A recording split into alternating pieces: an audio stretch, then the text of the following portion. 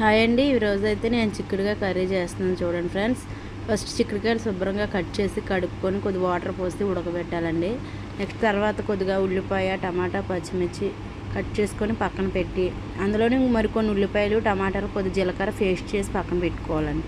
తర్వాత నూనె పోసి కళాయి పెట్టి నూనె పోసి ఉల్లిపాయ, టమాటా, పచ్చిమిర్చి వేసి అవి బాగా కొద్ది ఫ్రై అయిన తర్వాత పేస్ట్ చేసి పక్కన పెట్టుకున్న ఉల్లిపాయ, టమాటా, జీలకర్ర పేస్ట్ని కూడా మనం అందులో వేసుకోవాలండి. వేసుకొని బాగా మగ్గనివ్వాలండి. ఇవి బాగా కాసేపు మగ్గైపోయిన తర్వాత ఉడకబెట్టుకొని పక్కన పెట్టుకున్న చిక్కుడు ముక్కలను అయితే మనం ఇందులో వేసుకోవాలండి. ఉడకబెట్టుకొని ఎందుకు పెట్టుకుంటామంటే ఉడకబెట్టుకోవడం వల్ల చేదు అనిపించదు, టేస్ట్ బాగుంటుందండి. కూర డైరెక్ట్గా వేసేదానికంటే ఇలా ఉడకబెట్టుకున్నదే బాగుంటుంది.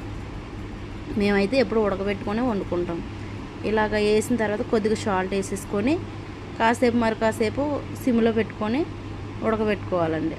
మగ్గబెట్టుకున్న తర్వాత మనం అంటే నూనె పైకి వచ్చినంత వరకు మగ్గేసుకుంటే బాగుంటుంది అన్నమాట కూర. బాగా అందులోని ఉల్లిపాయ, టమాటా, ఈ పేస్టు అంతా మసాలా అంతా కొద్దిగా అల్లం వెల్లుల్లి పేస్ట్ కూడా వేసుకోవాలండి. వేసుకున్న తర్వాత బాగా మగ్గుతుంది కదా. మగ్గిన తర్వాత కొద్దిగా కారము, కొద్దిగా ధనియాల పొడి కొద్దిగా వేసుకుంటే గరం మసాలా వేసుకొని బాగా మరి ఒక 5 నిమిషాలు అండి, ఒక 5 నిమిషాలు మగ్గేసుకుంటే సరిపోద్దండి. తర్వాత మనకి ఇంకా చిక్కుడుకాయ కర్రీ తయారైపోయినట్టే.